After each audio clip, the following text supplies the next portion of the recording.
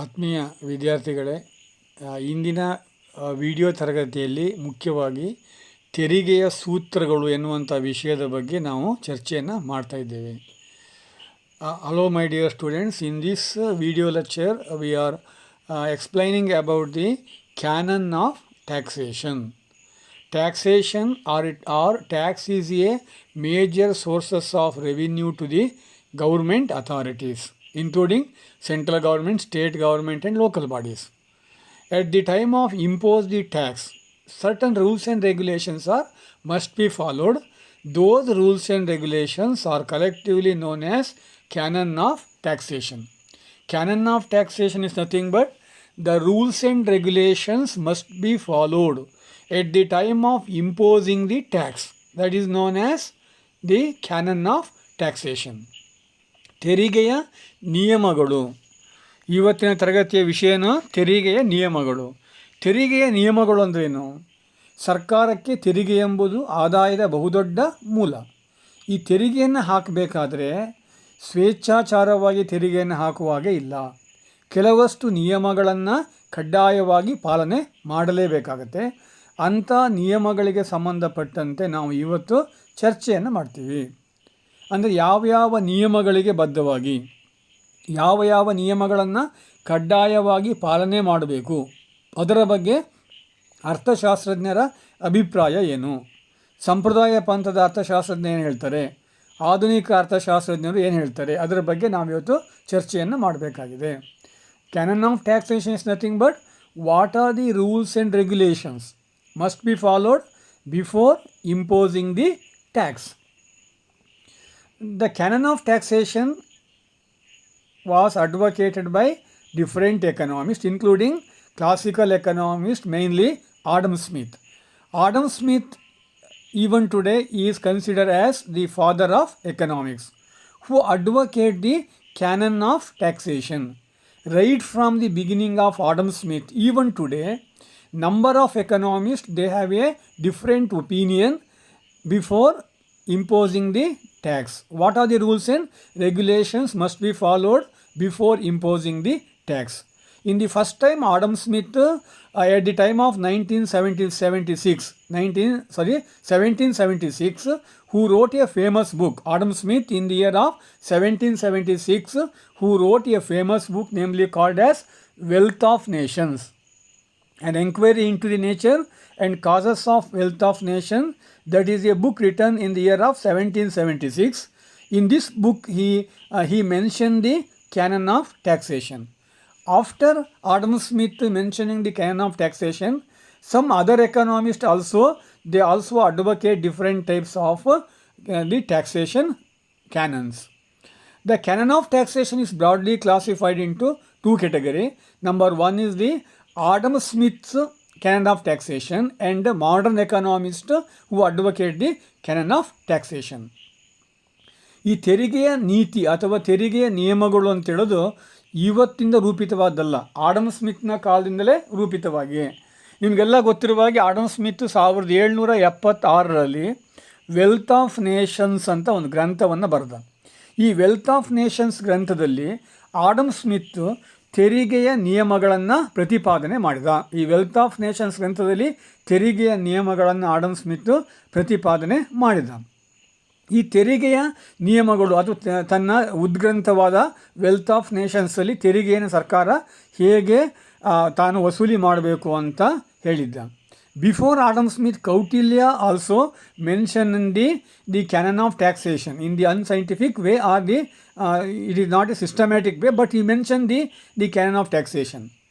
ಅಂದರೆ ಆಡಮ್ ಸ್ಮಿತ್ನೇ ಮೊದಲು ತೆರಿಗೆ ನಿಯಮ ಹೇಳಿದ ಅಂತೇಳೋದು ಇಂಗ್ಲೀಷ್ ಅರ್ಥಶಾಸ್ತ್ರಜ್ಞರ ಅಭಿಪ್ರಾಯ. ಆದರೆ ವಾಸ್ತವವಾಗಿ ಆಡಮ್ ಸ್ಮಿತ್ಗಿಂತ ಮೊದಲು ತೆರಿಗೆಯ ನಿಯಮ ಹೇಗಿರಬೇಕು, ತೆರಿಗೆಯನ್ನು ಹೇಗೆ ಹಾಕಬೇಕು ಅಂತ ಕೌಟಿಲ್ಯ ಕೂಡ ಹೇಳಿದ್ದ. ಅದಕ್ಕೆ ಒಂದು ಒಳ್ಳೆಯ ಎಕ್ಸಾಂಪಲ್ ಅಂತ ಹೇಳಿದರೆ, ತೆರಿಗೆ ಎಂಬುದು ಜೇನು ಹುಳು ಮಕರಂದವನ್ನು ಹೀರಿದಂತೆ ಇರಬೇಕು ಅಂತ ಹೇಳಿದ್ದ. ಎಷ್ಟು ಸ್ವಾರಸ್ಯಕರವಾಗಿರುವಂಥ ವಿಷಯ ನೋಡಿ. ಜೇನು ಹುಳು ಅಥವಾ ಜೇನು ಮಕರಂದವನ್ನು ಹೀರುವಂತಿರಬೇಕು, ಜೇನು ಹುಳು ಹೂವಿನಿಂದ ಮಕರಂದವನ್ನು ಹೀರುವಂತೆ ತೆರಿಗೆಯನ್ನು ಹಾಕಬೇಕು ಅಂತ ಆಡಮ್ ಸ್ಮಿತ್ ಹೇಳಿದ್ದ. ಆಡಮ್ ಸ್ಮಿತ್ಗಿಂತ ಮೊದಲು ಕೌಟಿಲ್ಯ ಹೇಳಿದ್ದ. ಅಂದರೆ ತೆರಿಗೆಯನ್ನು ಹಾಕಬೇಕಾದ್ರೆ ತೊಂದರೆ ಆಗಬಾರ್ದು, ಯಾರಿಗೆ ಹೂವಿಗೂ ತೊಂದರೆ ಆಗಬಾರ್ದು.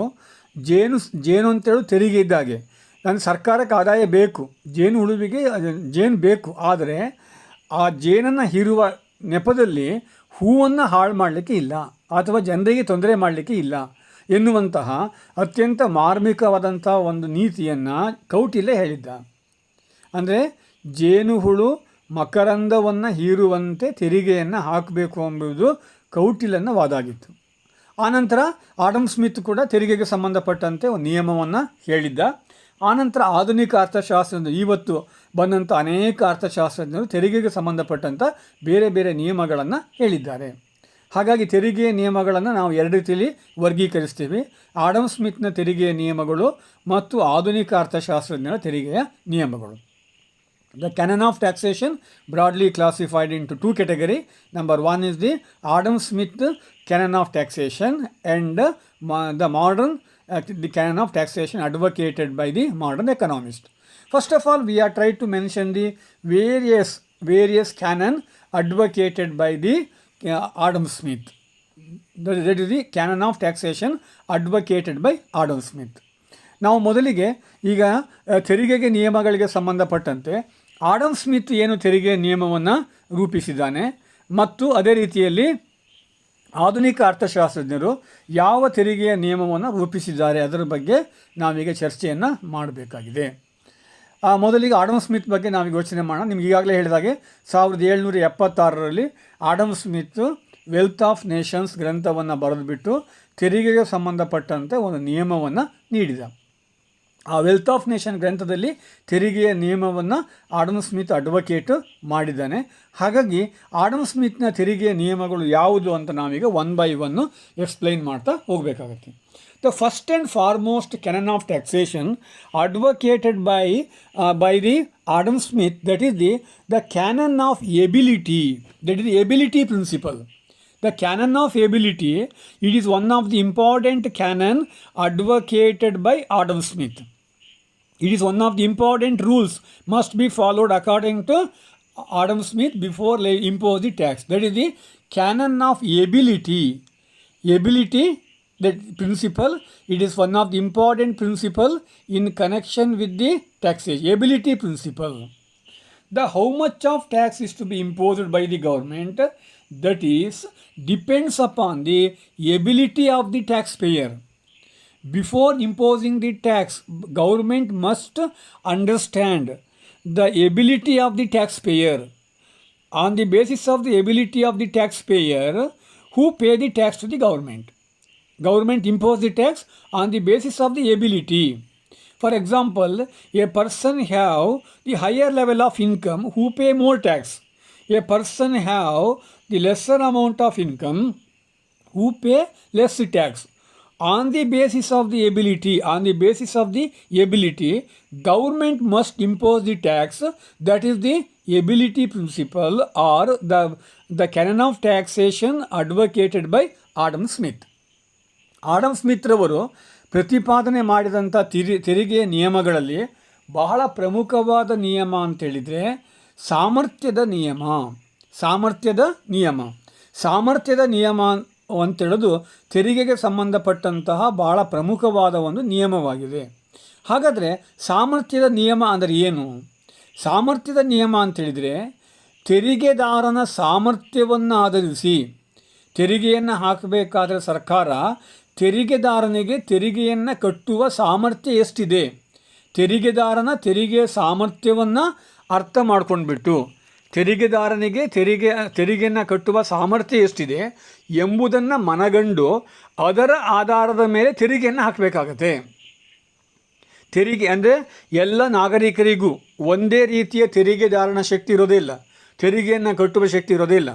ಅವರ ತೆರಿಗೆ ಸಾಮರ್ಥ್ಯ ಬೇರೆ ಬೇರೆ ವ್ಯಕ್ತಿಗಳಲ್ಲಿ ಬೇರೆ ಬೇರೆ ರೀತಿ ಇರುತ್ತೆ. ಹಾಗಾಗಿ ಆ ತೆರಿಗೆಯನ್ನು ಹಾಕುವ ಶಕ್ತಿಯನ್ನು ಮನಗಂಡು ಸರ್ಕಾರ ತೆರಿಗೆಯನ್ನು ಹಾಕಬೇಕಾದ್ರೆ ತೆರಿಗೆದಾರನ ತೆರಿಗೆದಾರಣಾ ಶಕ್ತಿಯನ್ನು ಅರ್ಥ ಮಾಡಿಕೊಂಡು ಅದರ ಮೂಲಕ ತೆರಿಗೆಯನ್ನು ಹಾಕಬೇಕಾಗತ್ತೆ. ಅದನ್ನು ಮಾನದಂಡವಾಗಿ ಇಟ್ಕೊಂಡ್ಬಿಟ್ಟು ತೆರಿಗೆಯನ್ನು ಹಾಕಬೇಕು.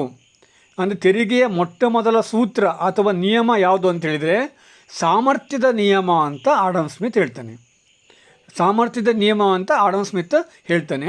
ಹಾಗಾದರೆ ಈ ಸಾಮರ್ಥ್ಯವನ್ನು ಹೇಗೆ ನಾವು ಅಳತೆ ಮಾಡಬೇಕು ಅಂದರೆ on the basis of the income. On the basis of the income we measure the ability of a taxpayer according to Adam Smith. After understand the ability of the taxpayer, government to impose the tax, that is known as ability principle. ಇದನ್ನು ಸಾಮರ್ಥ್ಯದ ನಿಯಮ ಅಂತ ಹೇಳ್ತಾರೆ. Adam Smith ಅವರು ಪ್ರತಿಪಾದನೆ ಮಾಡಿದಂತಹ ಮೊದಲ ತೆರಿಗೆಯ ನಿಯಮ ಅಥವಾ ಇದು ಸಾಮರ್ಥ್ಯದ ನಿಯಮ. ತೆರಿಗೆದಾರನ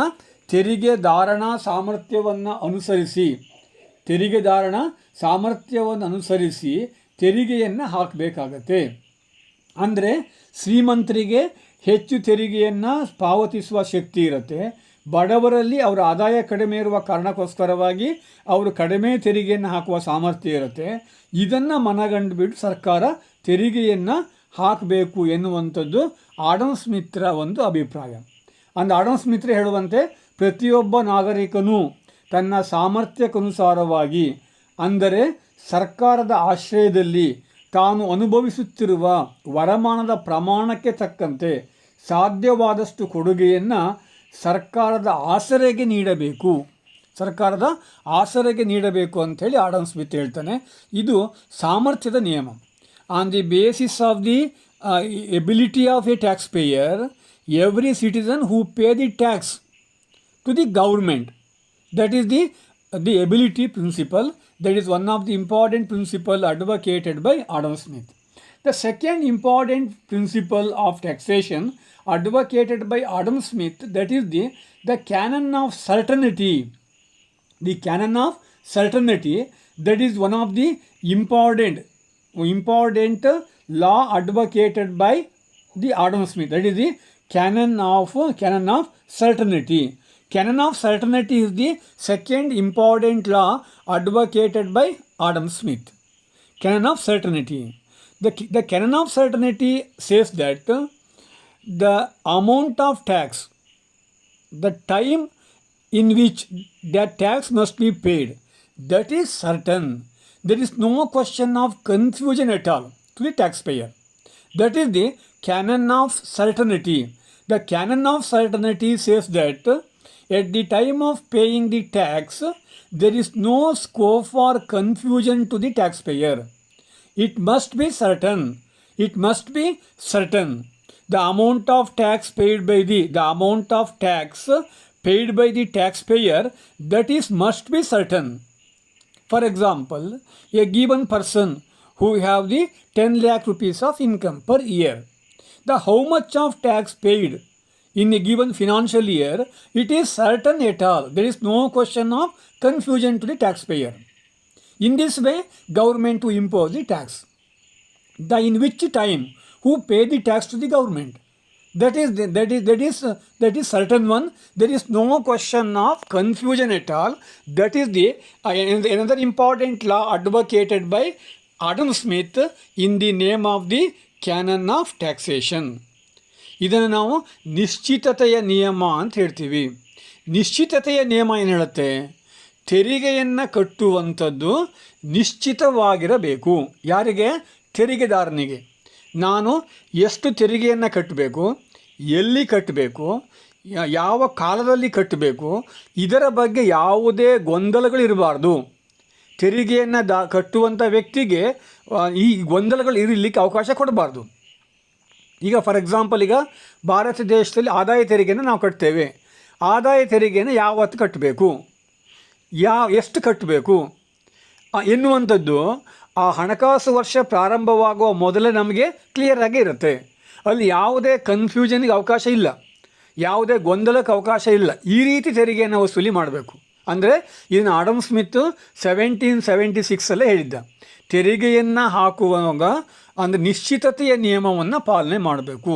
ನಿಶ್ಚಿತತೆಯ ನಿಯಮ ಅಂದರೆ ತೆರಿಗೆಯನ್ನು ಕಟ್ಟುವಲ್ಲಿ ಯಾವುದೇ ಗೊಂದಲಗಳಿಗೆ ಎಡೆಯಿಲ್ಲದಂತೆ ನಿಶ್ಚಿತವಾಗಿ ತೆರಿಗೆಯನ್ನು ನಾವು ಕಟ್ಟುವಂಥ ಸ್ಥಿತಿ ನಿರ್ಮಾಣ ಮಾಡಬೇಕು. That is one of the important principle advocated by Adam Smith in the name of the canon of taxation. The next important rule or law advocated by Adam Smith, that is the canon of convenience. The canon of convenience, that is one of the important principle advocated by Adam Smith. The canon of convenience says that the paying the tax, it is convenient to the taxpayer. It is convenient. Convenient in the means in the convenient way he pay the tax to the government. For example, a farmer who pay the tax to the government only after harvesting. After harvesting, he gets some amount of money, income. After obtaining the income because of growing the crop, who pay the tax to the government. In this way, government levied the tax on the basis of the convenience principle or convenience canon of taxation.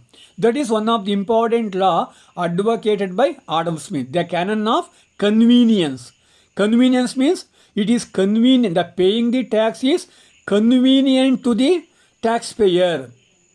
There is no question of inconvenience. In this way, government who pay the tax to the government, who impose the tax to the people or citizen of the nation. ತೆರಿಗೆಯ ಮತ್ತೊಂದು ನಿಯಮ, ಮೂರನೇ ಪ್ರಮುಖವಾದ ನಿಯಮ ಅಂದರೆ ಅನುಕೂಲತೆಯ ನಿಯಮ. ಈ ಅನುಕೂಲತೆಯ ನಿಯಮ ಅಂತೇಳೋದು ತೆರಿಗೆಗೆ ಸಂಬಂಧಪಟ್ಟಂತೆ ಆಡಮ್ ಸ್ಮಿತ್ ರವರು ಪ್ರತಿಪಾದನೆ ಮಾಡಿದಂಥ ಒಂದು ನಿಯಮವಾಗಿರುತ್ತೆ. ಈ ಅನುಕೂಲತೆಯ ನಿಯಮ ಏನು ಹೇಳುತ್ತೆ? ಪ್ರತಿಯೊಂದು ತೆರಿಗೆಯನ್ನು ತೆರಿಗೆದಾರನಿಗೆ ಪಾವತಿ ಮಾಡಲು ಹೆಚ್ಚು ಅನುಕೂಲಕರವಾದ ಸಮಯ ಅಥವಾ ವಿಧಾನದಲ್ಲಿ ವಿಧಿಸಬೇಕು.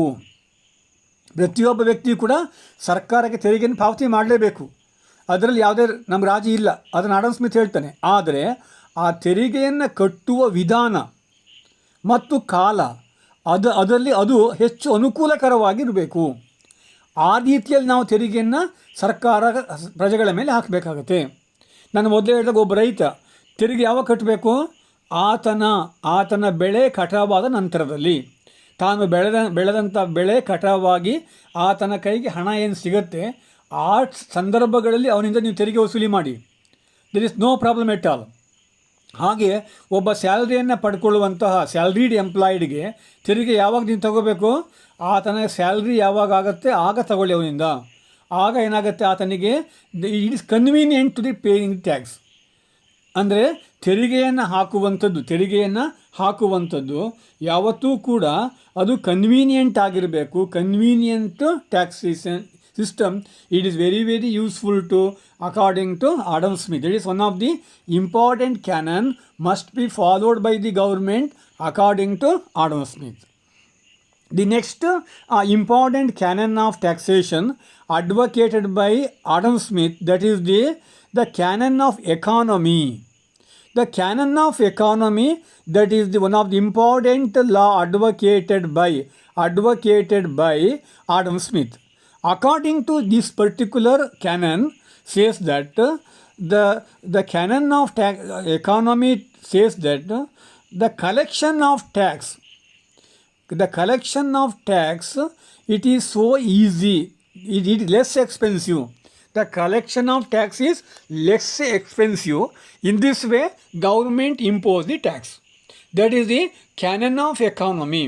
Canon of economy explains that the paying the tax or the collection of tax to the government, that is less expensive. That is the canon of the economy. Canon of economy says that at the time of collection of tax, government spend a less. For example, in India, before 1969, government in India in the year of 1965-66 financial year, government to impose the agriculture income tax. But the amount of money collected through the agriculture income tax, that is very very less when compared to the expenses made by the government to collect the agriculture income tax. That is not an economy principle. Economy principle says that the amount of tax collected by the government it is very high when compared to the expenses made by the government to collect the tax. That is the canon of economy. ಇದನ್ನು ಕನ್ನಡದಲ್ಲಿ ಮಿತವ್ಯಯದ ತೆರಿಗೆ ಅಂತ ಹೇಳ್ತಾರೆ. ಮಿತವ್ಯಯದ ತೆರಿಗೆಯನ್ನು ಯಾವತ್ತೂ ಕೂಡ ಮಿತವ್ಯಯಕಾರಿಯಾಗಿರುವಂಥ ತೆರಿಗೆ ಹಾಕಬೇಕಾಗತ್ತೆ. ಅಂದರೆ ಏನು? ಹಾಗಂದರೆ ತೆರಿಗೆಯನ್ನು ವಸೂಲಿ ಮಾಡಲಿಕ್ಕೆ, ತೆರಿಗೆ ಸಂಗ್ರಹ ಮಾಡಲಿಕ್ಕೆ ಮಾಡುವಂಥ ಖರ್ಚು ತುಂಬ ಕಡಿಮೆ ಇರಬೇಕು. ಆ ರೀತಿ ಸರ್ಕಾರ ತೆರಿಗೆಯನ್ನು ಹಾಕಬೇಕಾಗತ್ತೆ. ನೀವು ತೆರಿಗೆಯಿಂದ ಬರುವ ಹಣಕ್ಕಿಂತ ತೆರಿಗೆ ಖರ್ಚು ಮಾಡಲಿಕ್ಕೆ ನೀವು ಹೆಚ್ಚು ಹಣವನ್ನು ಖರ್ಚು ಮಾಡಿಬಿಟ್ರೆ ಅದು ಮಿತವ್ಯಯ ಸೂತ್ರಕ್ಕೆ ವಿರುದ್ಧವಾಗಿರುತ್ತೆ. ಹಾಗಾಗಿ ಅದನ್ನು ಒಪ್ಕೊಳ್ಳಿಕ್ಕೆ ಸಾಧ್ಯ ಇಲ್ಲ, ಅದನ್ನು ಒಪ್ಕೊಳ್ಳಿಕ್ಕೆ ಬರೋದಿಲ್ಲ. ಹಾಗಾಗಿ ಮಿತವ್ಯಯ ಸೂತ್ರಕ್ಕೆ ಅನುಸಾರವಾಗಿ ತೆರಿಗೆಯಿಂದ ಬರುವಂಥ ಹಣ ಯಾವತ್ತೂ ಕೂಡ ಜಾಸ್ತಿ ಇರಬೇಕು. ತೆರಿಗೆಯನ್ನು ವಸೂಲಿ ಮಾಡಲಿಕ್ಕೆ ಖರ್ಚು ಮಾಡುವಂಥ ಹಣ ಕಡಿಮೆ ಇರಬೇಕು. ಆ ರೀತಿಯಲ್ಲಿ ತೆರಿಗೆಯನ್ನು ಹಾಕಬೇಕು ಅಂತ ಆಡಮ್ ಸ್ಮಿತ್ ಪ್ರತಿಪಾದನೆ ಮಾಡ್ತಾನೆ.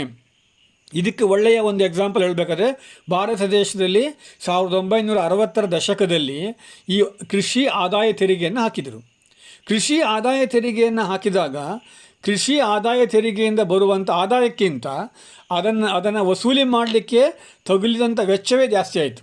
ಹಾಗಾಗಿ ಸರ್ಕಾರ ಅದನ್ನು ಕೈ ಬಿಟ್ಬಿಟ್ರು. ಅಂದರೆ ಇದು ಕ್ಯಾನನ್ ಆಫ್ ಎಕಾನಮಿ ಅಲ್ಲ, ಇದು ಮಿತವ್ಯಯದ ಒಂದು ತೆರಿಗೆ ಪದ್ಧತಿ ಅಲ್ಲ. ಯಾವುದು? ಕೃಷಿ ಆದಾಯ ತೆರಿಗೆ. ಈ ರೀತಿಯಲ್ಲಿ ಅಂದರೆ ಸರ್ಕಾರ ಯಾವತ್ತೂ ಕೂಡ ತೆರಿಗೆಯನ್ನು ಹಾಕಬೇಕಾದ್ರೆ ಮುಖ್ಯವಾಗಿ ಅಲ್ಲಿ ಮಿತವ್ಯಯ ತತ್ವವನ್ನು ಪಾಲನೆ ಮಾಡಬೇಕು ಅಂತ ಆಡಮ್ ಸ್ಮಿತ್ ಹೇಳ್ತಾನೆ. These are the important canon advocated by Adam Smith. These are the 4 important canons of advocated by Adam Smith. Number 1 important one is the canon of ability. Number 2nd one is the canon of certainty. Number 3rd important canon, that is the canon of convenience. The 4th one is canon of economy. Adam Smith ತೆರಿಗೆಗೆ ಸಂಬಂಧಪಟ್ಟಂಥ ಕೊಟ್ಟ ನಿಯಮಗಳು ಪ್ರಮುಖವಾಗಿ 4 ಇರ್ತವೆ. 1ನೇದು ಸಾಮರ್ಥ್ಯದ ನಿಯಮ, 2ನೇದು ನಿಶ್ಚಿತತೆಯ ನಿಯಮ, 3ನೇದು ಅನುಕೂಲತೆಯ ನಿಯಮ, 4ನೇದು ಮಿತವ್ಯಯದ ನಿಯಮ. ಈ 4 ನಿಯಮಗಳನ್ನು ಆಡಮ್ ಸ್ಮಿತ್ ರವರು ಪ್ರತಿಪಾದನೆ ಮಾಡ್ತಾರೆ. That is about the concept of canon of taxation advocated by Adam Smith.